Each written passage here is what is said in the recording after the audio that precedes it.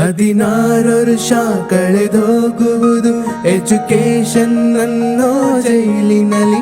5 ವರ್ಷ ಓಡೋಗುವುದು ಪ್ರೀತಿ ಪ್ರೇಮದ ಗುಂಗಿನಲ್ಲಿ. 5 ವರ್ಷ ಕೈ ಜಾರುವುದು ಕೆಲಸ ಹುಡುಕೋ ಗೋಳಿನಲ್ಲಿ. ಇನ್ನುಳಿದ ವರ್ಷ ಸವೆದೋಗುವುದು ಫ್ಯಾಮಿಲಿಯ ಜಂಜಾಟದಲ್ಲಿ.